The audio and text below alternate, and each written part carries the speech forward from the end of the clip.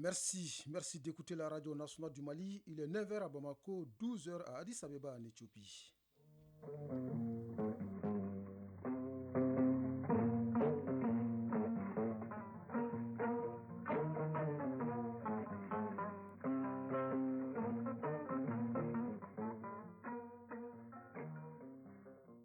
Le journal Bourama Traoré. Mesdames et messieurs, bonjour et bienvenue dans la première édition de Mali Actualité, les titres. Le président de la transition a posé hier les premiers panneaux de la nouvelle centrale solaire photovoltaïque de Sanangourouba d'une capacité de 200 MW. L'infrastructure coûtera environ 120 milliards de francs CFA. Jour de célébration sur le continent, il y a 61 ans que l'organisation de l'Unité africaine, devenue plus tard l'Union africaine, a été créée. Une journée pour magnifier l'intégration et favoriser le rapprochement entre les peuples africains.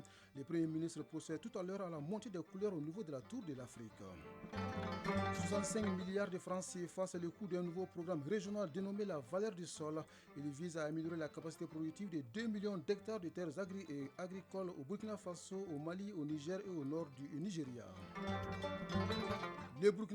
Au Burkina Faso, les assises nationales s'ouvrent ce samedi à Ouagadougou pour 2 jours. Les représentants des différentes couches socio-professionnelles font le bilan de la transition et décident de la suite du processus. La Cour internationale de justice ordonne à Israël de stopper immédiatement son offensive militaire et toute autre action menée dans le gouvernorat de Rafah. La 5e étape du Tour cycliste du Mali se déroule ce samedi à Ségou. Sur le continent, la finale retour de la Ligue africaine des clubs champions de football se joue également ce samedi entre Al-Ali et l'Espérance sportive de Tunis. C'est tout pour les titres. Grande mobilisation hier à Nyankurungu dans la commune rurale de Sanangourouba. Ici sera construite dans un délai d'1 an une nouvelle centrale solaire photovoltaïque de 200 MW. Elle doit permettre d'améliorer la fourniture d'électricité et de contribuer à la transformation de notre système énergétique. L'infrastructure coûtera environ 120 milliards de francs CFA. Le président de la transition, le colonel Assimi Goïta, a posé les premiers panneaux de la future centrale solaire. Le récit de notre envoyé spécial, Yaya Konaté. Journée ensoleillée dans la commune rurale de Sanangourouba. Un ensoleillement généralisé, surtout en cette période de canicule sur lequel le Mali compte désormais pour amorcer sa transition énergétique. En posant les premiers panneaux de ce qui sera d'ici 1 an la centrale solaire photovoltaïque de Sanangourouba, le président de la transition suscite l'espoir, celui de voir déjà la crise énergétique que traverse le pays se résorber petit à petit. Et c'est le maire de la commune rurale de Sanangourouba qui trouve les mots justes pour l'exprimer. Mamadou Zantraouri. L'espoir est donc permis car nous ne sommes plus loin du bout du tunnel. Les énergies renouvelables et ou énergies propres peuvent être un tremplin pour juguler la crise énergétique que nous traversons actuellement. La centrale photovoltaïque de Sanangourouba constituera donc le point de départ de la transformation de notre système énergétique national grâce aux énergies renouvelables conformément à la vision du président de la transition, le colonel Assimi Goïta. Avec une puissance de 200 MW, elle permettra d'augmenter de 10% les capacités actuelles de notre pays en matière de production d'énergie. Bintou Kamara, ministre de l'Énergie et de l'Eau. La future centrale de Sanangourouba est un champ solaire sur une superficie de 300 hectares. Elle comprendra des modules photovoltaïques bifaciaux installés sur des systèmes de trackers et dotés d'un système de stockage d'énergie de 20 MWh. Elle comprendra aussi un poste d'évacuation au niveau de la centrale, l'extension du poste 225-33 kV de Sanangourouba, une ligne de raccordement haute tension en 225 kV d'environ 11 km entre le poste d'évacuation de la centrale et le poste de raccordement en cours de réalisation. Et ensuite, l'aménagement définitif de la voie d'accès à la centrale sur 20 km à partir de la RN7. La centrale de Sanangourouba coûtera plus de 200 millions d'euros, soit près de 120 milliards de francs CFA. Elle sera construite par la société russe Novawind, filiale de l'Agence fédérale de l'énergie atomique. Les spécifications techniques ainsi que les paramètres du contrat de fourniture d'électricité ont été convenus d'un commun accord. Il faut le dire, la société chargée des travaux jouit d'une solide expérience en matière de construction de centrales solaires et de systèmes de stockage d'énergie industrielle en Fédération de Russie. Мы планируем использовать оборудование российских производителей. Grigory Nazarov, directeur général de la société Novawind.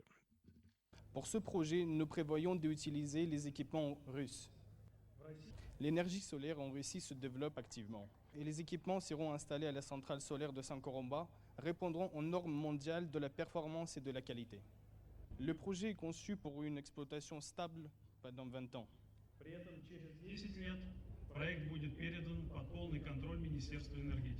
Par ailleurs, dans 10 ans, le projet serait transmis sous le contrôle total du ministère de l'Énergie et de l'eau. En lançant les travaux de la centrale de Sanankoroba, le président de la transition, chef de l'État, n'a pas manqué de saluer la résilience des Maliens tout en affichant sa détermination à venir à bout de la crise énergétique. Colonel Assimi Goïta. C'est avec un réel espoir que je viens de poser les premiers panneaux de la nouvelle centrale solaire de Sanankoroba. Cette nouvelle centrale permettra d'augmenter la capacité de production de la société IDEM qui est actuellement confrontée à d'énormes difficultés en termes de fourniture d'électricité. Effectivement, l'étape de Sanankoroba n'est que le début d'une série de constructions de centrales solaires en République du Mali et vise à concrétiser notre souveraineté énergétique. Et je voudrais aussi surtout saluer la résilience et la pensance du peuple malien qui a fait d'énormes sacrifices. Et je tiens à les rassurer que tous les sacrifices consentis constituent le socle de notre détermination et de notre engagement vis-à-vis du peuple malien dont le bien-être demeure notre souci constant. Si saluer l'engagement constant de la Fédération de Russie aux côtés du peuple malien en cette période difficile. Et la réalisation de cette nouvelle centrale est la preuve éloquente de l'excellence de notre partenariat. Pour cette cérémonie de pose des premiers panneaux, la mobilisation était totale dans le village de Niegenkoro. Les populations venues des 4 coins de la commune ont sorti le grand jeu pour magnifier cette future réalisation qui fera de Sanankoroba une ville source de lumière et un réservoir d'énergie pour le Mali tout entier. Oui, Yaya Konaté, le Mali tout entier célèbre ce 25 mai la journée de l'Afrique. Il y a exactement 61 ans que l'Organisation de l'Unité africaine a été créée, devenue plus tard l'Union africaine. Cette journée vise à magnifier l'intégration et à favoriser le rapprochement entre les peuples africains.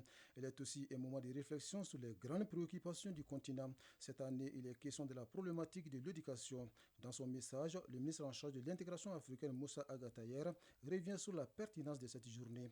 Il s'exprime au micro de Mamadou Fani. Cette commémoration vise à célébrer l'union, l'unité, la diversité et les progrès du continent. C'est l'occasion pour chaque pays d'organiser les événements dans le but de favoriser le rapprochement entre les peuples africains. L'objectif étant de magnifier le panafricanisme et de projeter l'Afrique dans la vision d'un continent intégré, prospère et paisible. C'est le moment de nous arrêter pour faire le point des grandes questions auxquelles le continent fait face. C'est également le moment pour dégager les perspectives à moyen, voire à long terme. La Journée de l'Afrique est une occasion de réflexion profonde sur les questions de grandes préoccupations. Cette année 2024, le thème retenu est « Éduquer une Afrique adaptée au XXIe siècle, construire des systèmes éducatifs résilients pour un accès accru à un apprentissage inclusif tout au long de la vie, de qualité et pertinent en Afrique ». Le rapport intitulé « Éducation en Afrique, placer l'équité au cœur des politiques », publié conjointement par l'UNESCO et l'Union africaine, révèle qu'en dépit de nombreux efforts des pays subsahariens, la région compte la plus grande population non scolarisée au monde. Pour répondre à ces défis majeurs de refondation du domaine de l'éducation, le Mali a organisé en décembre 2021 les Assises nationales de la refondation, dont l'une des recommandations fortes est, je cite, « bâtir un système éducatif refondé en adéquation avec les aspirations du peuple ». Pour l'édition 2024, commémorant le 61e anniversaire de notre organisation continentale, le paquet d'activités de la semaine prévoit entre autres des manifestations éducatives, culturelles et artistiques, ainsi que des conférences-débats, des ateliers et des journées d'échange et de réflexion. La Semaine nationale nous offre donc l'heureuse occasion de magnifier la portée de l'intégration africaine avec l'ensemble des communautés du continent qui vivent parmi nous. Oui, des communautés qui se retrouvent tout à l'heure au pied de la Tour de l'Afrique pour la traditionnelle montée des couleurs, un événement qui sera présidé par le Premier ministre Dr Shogel Kokala Maïga. Dans la mouvance de la Journée de l'Afrique, un symposium s'est tenu sur le thème « Vers une paix, quelle action de l'Union africaine pour la sécurité, le genre et le développement en Afrique ?» autour duquel ont échangé des responsables du département de tutelle, des diplomates, des représentants des organismes internationaux et des ONG. C'est ce que nous rapporte Fademba Keïta. Pour la hiérarchie de l'école de maintien de la paix à Lumblondombey, le 25 mai, journée de l'Union africaine, est plus qu'une date. Elle est un rappel des aspirations collectives des peuples africains. Elle honore non seulement les relations, mais elle a aussi pour but de réfléchir sur nos défis. Le présent symposium, qui comprend 2 activités de table ronde thématiques, permet aux conférenciers, diplomates des pays accrédités, ONG et organismes internationaux d'approfondir des discussions cruciales qui affectent la paix et la sécurité sur le continent et qui freinent son développement. Colonel Souleymane Sangaré, directeur général de l'école de maintien de la paix à Lumblondombey. Il s'agira de faire un état des lieux des avancées de l'Union africaine sur les questions de paix, de sécurité et de développement, de déterminer le rôle du genre dans la consolidation de la paix, d'identifier l'apport des organisations sous-régionales dans l'atteinte des objectifs de l'Union africaine et enfin de dégager des pistes de solutions pour une meilleure intégration africaine. Les 2 tables rondes portent respectivement sur la gouvernance fragile et instabilité politique en Afrique, défis et perspectives, et sur l'implication de l'Union africaine dans le renforcement des capacités des opérations de maintien de la paix. Fulgence Genette, chef de mission par intérim de la mission de l'Union africaine pour le Mali et le Sahel. Les terroristes ne connaissent pas de frontières. Si nous ne nous mobilisons pas, si nous ne luttons pas ensemble, si nous considérons que c'est l'affaire des autres, alors nous prenons un chemin dangereux. Des sous-thèmes comme la gestion des transitions politiques, rôle de l'Union africaine dans le renforcement des capacités de maintien de la paix, prônent la conjugaison d'efforts des pays pour la sécurité et le développement durable du continent. Moussa Ag Atayer, ministre des Maliens établis à l'extérieur et de l'intégration africaine. Les défis du triptyque sécurité, genre et développement sont à la fois nombreux et complexes. Au Mali, en réponse à ces triptyques, de nombreuses initiatives ont été développées. Il nous revient, chers participants, de les identifier et de les analyser en vue d'en tirer toutes les leçons, en vue de faire de l'Afrique un havre de paix.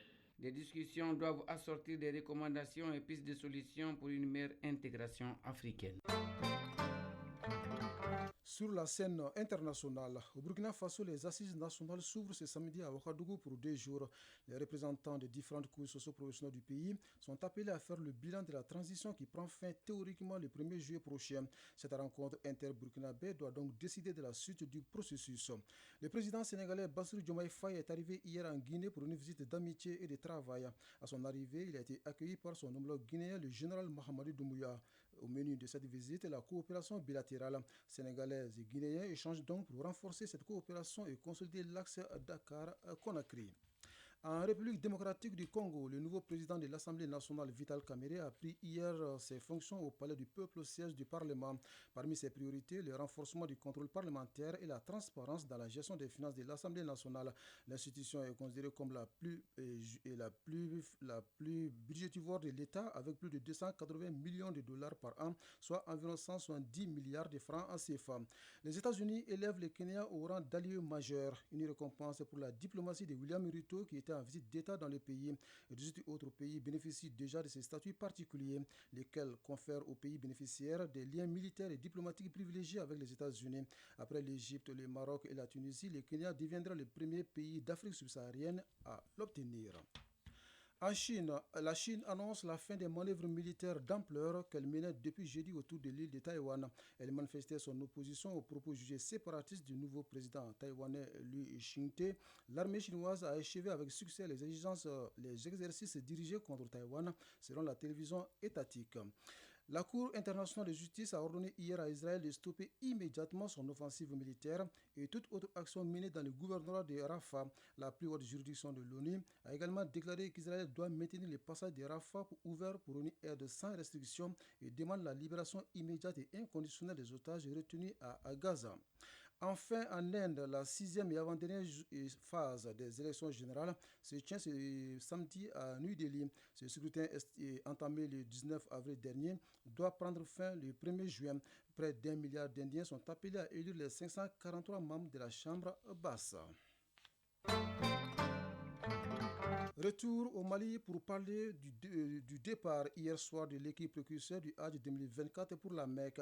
Avant son départ, elle a rencontré hier le ministre en charge des Affaires religieuses, occasion pour Mahamadou Koné d'insister sur le respect des exigences du pays d'accueil, les conditions d'hébergement et la restauration des pèlerins. Bref, les délégués en charge de l'encadrement doivent se comporter en bons ambassadeurs du Mali en Arabie Saoudite. Le compte rendu est signé Tchomoko Konaté.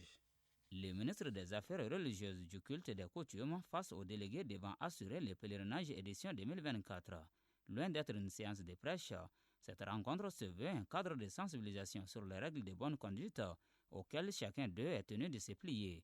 Une adresse de 53 minutes pour décrypter les conditions d'hébergement, de restauration et de bien d'autres exigences du pays d'accueil.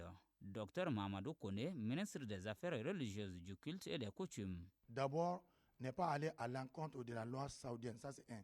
Deuxième chose, il faut bien respecter les pèlerins maliens dont on est en charge de les encadrer. 3, que les délégués gardent leur patience pour s'écouter mutuellement et surtout de respecter les instructions du directeur de la maison de Hajj qui est le délégué général de tous les pèlerins du Mali. C'est des engagements vis-à-vis de nous et vis-à-vis de l'État et vis-à-vis d'Allah subhanahu wa ta'ala. Les ministres accordent un intérêt particulier aux conditions définies, soulignant les mesures disciplinaires en cas de dérogation. Dr Mahamadou Koné appelle l'ensemble des pèlerins et leur encadrement à formuler des bénédictions pour le Mali. Les bénédictions sont confiées à M. Oumar Kouyaté lors du pèlerinage parce qu'il y a une grande lecture du Saint-Coran pour formuler des bénédictions pour le Mali et pour l'ensemble des pèlerins. Donc c'est lui qui prend la tête de cela. Mais l'ensemble des délégués religieux sont encadrés par Dr Ousmane Salou Traoré. Ils sont au total 125 délégués à faire le suivi des pèlerins. Il ne reste qu'à leur souhaiter un bon accomplissement de ces 5e piliers de l'islam. Un bon accomplissement de ces 5e piliers de l'islam et beaucoup de bénédictions pour la paix et le développement du Mali. Développement, on en parle avec cet appui important du Royaume des Pays-Bas. Il finance un nouveau programme régional dénommé la valeur du sol à hauteur de 165 milliards de francs CFA. Il vise à améliorer la fertilité des sols et la capacité productive de 2 millions d'hectares de terres agricoles au Burkina Faso, au Mali, au Niger et au nord du Nigeria. Bokar Koulibaly, qui a suivi le lancement du programme, nous parle d'abord des maux dont souffre le sol sahélien. Insuffisance d'investissement dans le maintien de la fertilité et la santé des sols, changement climatique, conséquences, la dégradation de l'écosystème, l'infertilité constante des sols, la rareté des pluies, ce sont entre autres les maux dont souffre le sol sahélien. Pour raviver la fertilité des sols, améliorer l'écosystème et la production alimentaire, 3 organisations et 4 pays du Sahel se donnent la main pour faire face à ces défis à travers le programme Soil Values. Moussa Djonou, directeur de IFDC Mali et Burkina Faso. Les résultats attendus de Soil Values sont ambitieux et promettent un impact significatif d'environ 1,5 million de petits exploitants agricoles, dont 800 000 femmes, par la réduction de l'écart de rendement et accroître leur résilience au choc climatique, ce qui contribuera évidemment à renforcer la sécurité alimentaire et à améliorer les moyens de subsistance. Mise en œuvre par le consortium IFDC en collaboration avec SNV et l'université Wageningen, le programme Soil Value est financé par la Direction générale de la coopération internationale des Pays-Bas à hauteur de 65 milliards de francs CFA pour une durée de 10 ans. Lassine Dambélé, ministre de l'Agriculture. Ce programme est une opportunité à saisir pour catalyser le changement et améliorer la vie des populations du Sahel. Il est en parfaite cohérence avec les documents de stratégie et politique de développement agricole du Mali. Ce programme régional vise à améliorer la fertilité des sols et la capacité productive de 2 millions d'hectares de terres agricoles au Burkina Faso, au Mali, au Niger et au nord du Nigeria. Le programme Soil Value concerne également le Ghana et la Côte d'Ivoire. Son lancement ouvre ainsi les vannes de l'intégration de la gestion durable des sols au Sahel afin de construire un avenir résilient pour le bien-être des communautés.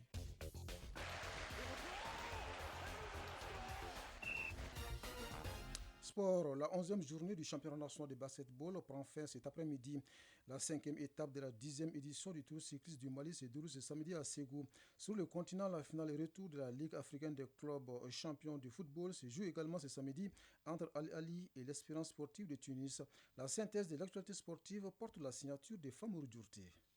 La 5e étape de la 10e édition du Tour du Mali se déroule ce samedi à Ségou en circuit fermé sur une distance de 120 km. Ce vendredi, Tchemoro Diallo du Mali a remporté la 4e étape en 2h21 minutes et 55 secondes devant son compatriote Moussa Tokoula et le Marocain Raïl Zouaïr. Cette victoire malienne lors de la 4e étape, Fantrela Koumantou, long de 90 km, permet à l'élève Tchemoro Diallo de sortir de l'ombre de son maître Yaya Diallo. Nous avons pris la décision la nuit dernière de tout faire pour gagner cette étape, a fait savoir le vainqueur du jour. L'écart se rétrécit entre les cyclistes maliens et le burkinabé Mamadi Ilboudo qui a toujours le maillot jaune. Rappelons que la 10e édition du Tour cycliste du Mali prend fin ce dimanche 26 mai 2024 à Bamako. Football à présent, en prélude aux 2 prochaines journées des éliminatoires de la Coupe du Monde 2026, le sélectionneur des Aigles du Mali, Eric Chekouchel, dévoilera ce samedi 25 mai 2024 l'identité des joueurs convoqués. Ce sera au cours d'un point de presse à 11h au siège de la Fédération malienne de football. Pour le match de la 3e journée de ces éliminatoires,